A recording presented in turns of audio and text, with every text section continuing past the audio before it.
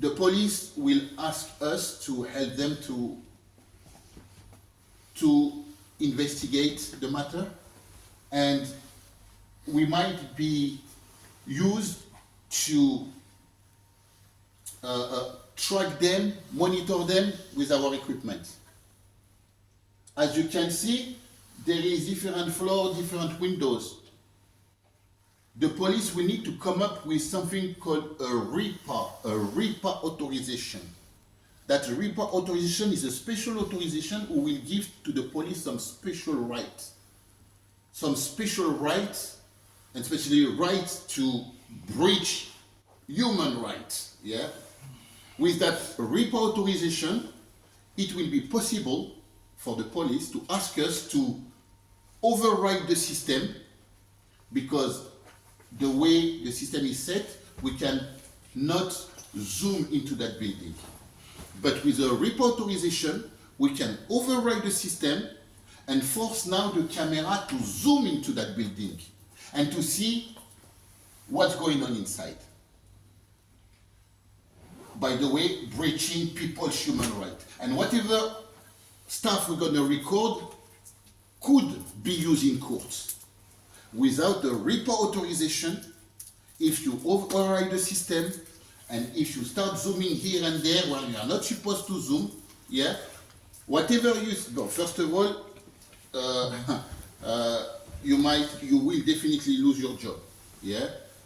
And also on the top of that, whatever you're going to be recording cannot be used in court, because when it comes to the data protection, and especially the rules number 1, says that your data must be obtained or processed fairly and lawfully.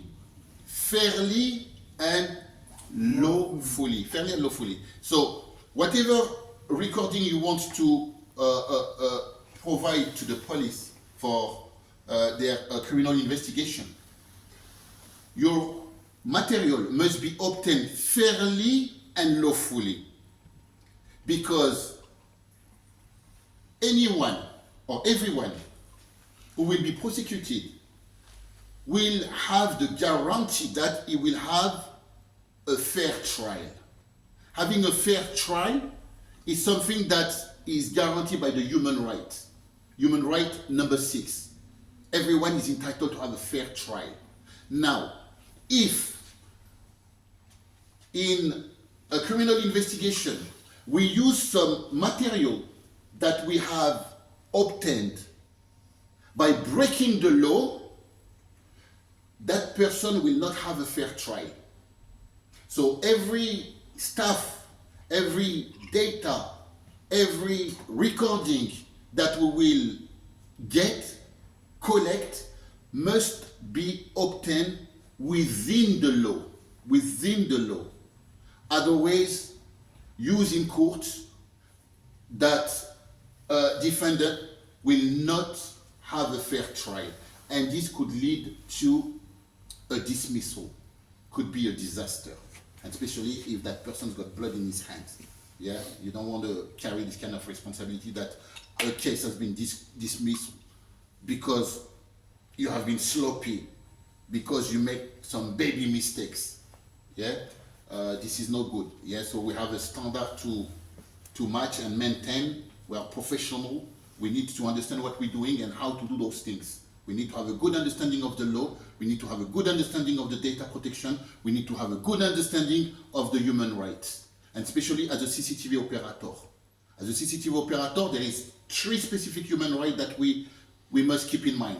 The number 6, everybody is entitled to have a fair trial. The number 8, privacy and family privacy. Everybody is entitled to have privacy in their life. Yeah. So if I zoom into any of those places without their authorization, I will be breaching their human rights, and this is not something that we can do. This is not okay. And finally, the last human right will be about discrimination. Human right number 14 is about discrimination. You cannot, because you don't like one specific type of human being, you don't like them, so you will be chasing them all around the place.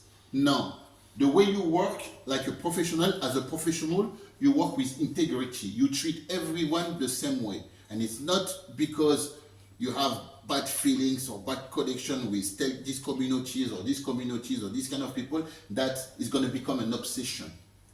Yeah, so you have to be professional. Yeah, and remember, when you will be working, you will always have one CCTV there, one camera on the top, watching you, watching them. And those guys, they are third parties. Yeah, so it will be another company that has been contracted to monitor company staff. Yeah, so they are not people from your organization. They are from outside. Yeah, and also as a CCTV operator, our job will be to assist the law enforcement agency like the police or the emergency services. Yeah, so we will be monitoring what's going on in one area. We'll be tracking individual. We'll be trying to collect and to get the perfect identification of a suspicious individual. And if we could also pick up the crime, that's even better. Bottom line, our work will be used to help in criminal investigation. And as they say, one picture worth thousands of words. So if we can get one clear picture, it will be hard for anyone to deny that they are not the one involved in that criminal incident. Yeah. So guys, this one was a bit about when it comes